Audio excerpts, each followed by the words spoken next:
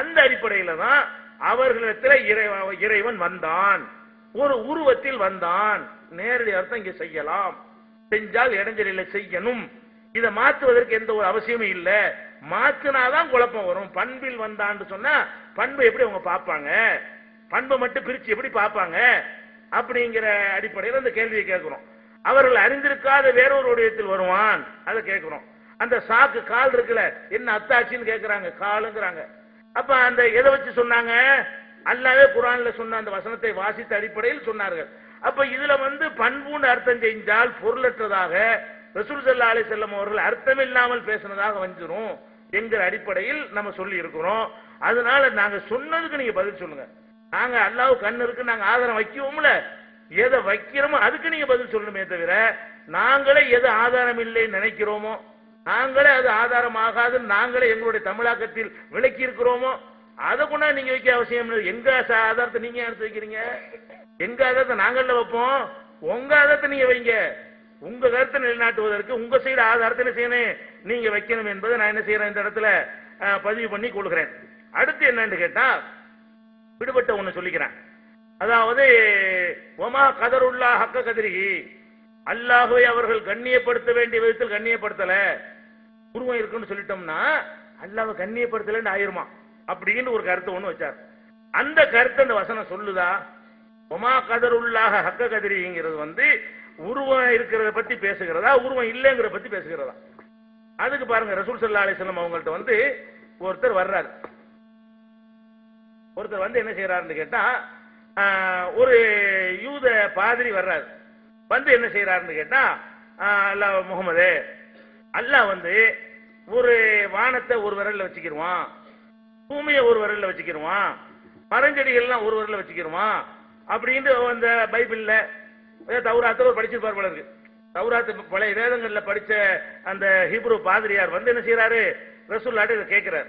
அல்லாஹ் இந்த மாதிரி நாங்க படிச்சிருக்கிறோமே, ஒவ்வொரு விரல்ல ஒன்று அமைக்கிறவானா, ஒரு விரல்ல வானம், ஒரு விரல்ல பூமி, ஒரு விரல்ல மரஞ்செடி கொடி, இப்படி அல்லாஹ் பிடித்துக் கொள்வான் என்று இருக்கிறது அப்படின்னு ரசூலுல்லாஹ் சொல்றாரு. அப்ப ரசூல் ஸல்லல்லாஹு என்ன செய்யறாங்க, சிரிக்கிறாங்க. அவர் சொன்னதை கேட்டு என்ன செய்யறாங்க, சிரிக்கிறாங்க. சிரிக்கிறதோட ஏன் சிரிச்சாங்க தெரியுமா? அதுல அந்த வாசகம் வருது பாருங்க. யா முஹம்மத், அந்த ஹிப்ரு வர்றாரு, அந்த பாதிரியார் வர்றாரு. யா முஹம்மத், முஹம்மதே, இன்னா நஜிது அன்னல்லாஹ யஜஅலு ஸமாவாத்தி அலா இஸ்பைன், வானங்களை எல்லாம் ஒரு விரலுக்குள்ள அல்லாஹ் பிடித்துக் கொள்வான். ஒல் அர்லீன் அலா இஸ்பைன், பூமிகளை எல்லாம் ஒரு விரலுக்குள்ள பிடித்துக் கொள்வான். ஒஷ்ஷஜர் அலா இஸ்பைன், மரத்தை ஒரு விரல்ல பிடிப்பான். ஒல் மா ஒஸ்ஸரா அலா இஸ்பைன், தண்ணீரை எல்லாம் ஒரு வடியில பிடிச்சிக்கிடுவான். ஒசாயிரல் ஹலாயிக் அலா இஸ்பைன், எஞ்சிய மத்த எல்லா படைப்புகளையும் அதை ஒரு விரலுக்குள்ள 5 விரல் அம்பட்டி அமைக்கிடுவான் அப்படின்னு இருக்குதேன்னு அவர் கேட்கிறாரு.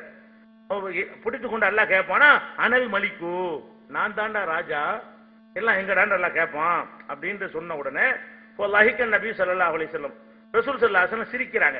எந்த அளவுக்கு சிரிக்கிறாங்க? ஹத்தா பதத்து நவாஜிதுஹு, அவங்களுடைய கடவாய்ப்பற்கள் தெரியும் அளவுக்கு சிரித்து விட்டார்கள்.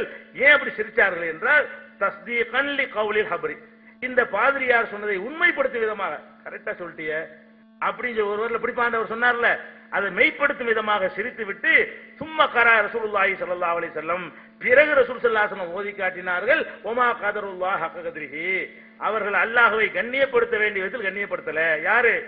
யாரு விரல் இல்லைன்னு சொல்றாங்களோ, யார் பிடிக்க மாட்டான்னு சொல்றாங்களோ, அவங்க அல்லாஹ்வை கண்ணியப்படுத்த வேண்டிய விதத்தில் கண்ணியப்படுத்தல. உல்டாவா ரசூல் ஸல்லல்லாஹு அலைஹி வஸல்லம் என்ன விளக்கம் கொடுக்குறாங்க, விரல்ல பிடிச்சிக்கிறோம், அந்த விரல் அதை பிடிப்பான், அந்த விரல் அதை பிடிப்பான்னு சொல்லி ஒரு யூதர் கேட்கும் பொழுது அது சரிதான் என்று ஒப்புக்கொண்டு இந்த வசனத்தை ஓதி காட்டினால் இதுக்கு என்ன அர்த்தம்?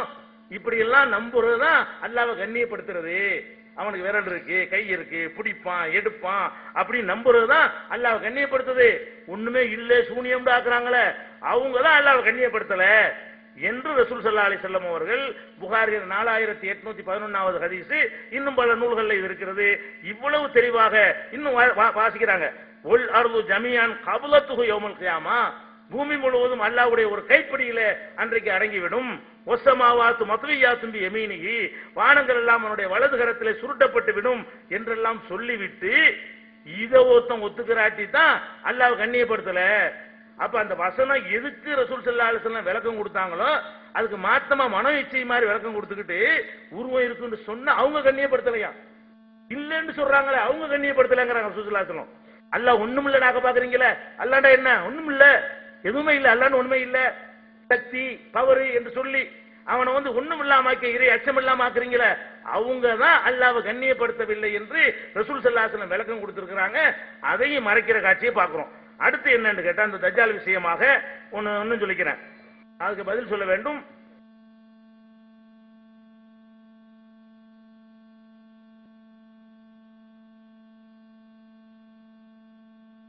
அவர்களே,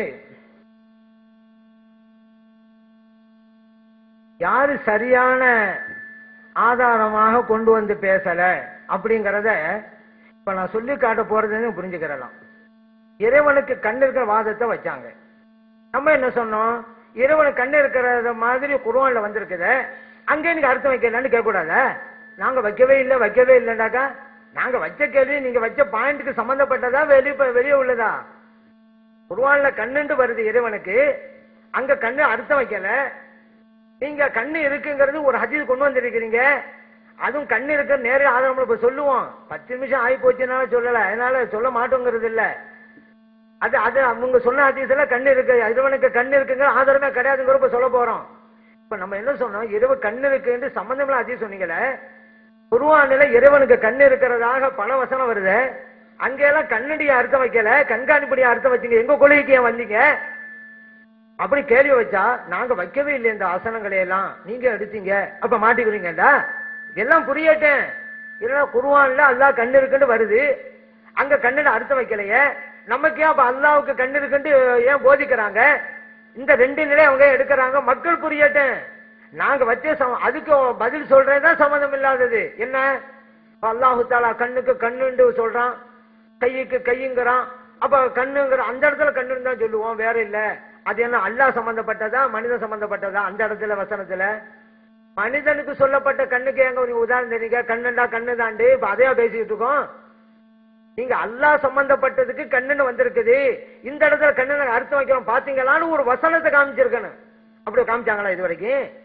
வலஹும் ஆயுனும் லாயும் சிறுவும் லாயுபு சிறுவன பிஹா, மக்களுக்கு கண்கள் இருக்கும் பார்க்க மாட்டார்கள்.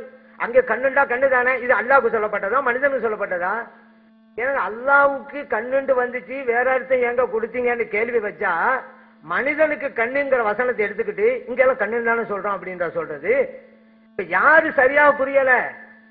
நீங்க ஒரு வசனத்தை ஓதி இங்க இறைவனுக்கு கண்ணு இருக்குங்க, கண்ணு தான் இந்த இடத்தை அர்த்தம் வைக்கிறோம், அந்த இடங்கள்ல வேற அர்த்தங்க அப்படி சொல்றதா பொருத்தமா இருக்கும். குர்ஆனிலே சொல்லப்பட்ட எல்லா இடங்களிலும் கண் என்கிற கண்காணிப்பட அர்த்தம் வச்சுக்கிட்டு மனிதனுக்கு சொல்லப்பட்ட கண்ணை கொண்டு வந்து அதுக்கு ஒரு வசனத்தை ஓதிக்கிட்டு இங்க எல்லாம் கண்ணுன்னு தான் நாங்க சொல்றோம் சொன்னா இது ஆதாரமா? அப்ப நாங்க வச்சதுல சரியான கேள்வி இருக்கா இல்லையா? அப்போ சில இடங்கள்ல ஆனா ஒரு விஷயத்தை ஒப்புக்கொள்றாங்க, அதான் நம்மளும் வரவேற்கிறோம். சில இடங்கள்ல கண்ணுண்டு இருக்க கண்ணு அர்த்தம் வைக்க கூடாதான், அதனாலதான் எல்லா விஷயத்துல கூட கண்ணுண்டு வந்துச்சு குர்ஆன்ல. நாங்க கண்ணுண்டு அர்த்தம் வைக்கல, கண்காணிப்பு தான் அர்த்தம் வச்சிருக்கிறோம். ஆனா இதைத்தானங்க நாங்க சொல்றோம் எல்லா இடத்தையும் வைங்கண்டு. ஏன் அப்ப இல்ல சில இடங்கள்ல தான் அப்படி, இன்னும் அப்படி இல்ல, இப்படி முடிவு எடுக்கிறது யாரு? ஆளுக்கு முடிவு எடுக்கலாமா? ஒரு ஆள் வர்றாரு, இந்த இடத்துல கண்ணும்பேன், அந்த இடத்துல கண்காணிப்பேன், இன்னொரு ஆள் வர்றாரு, இல்ல இங்க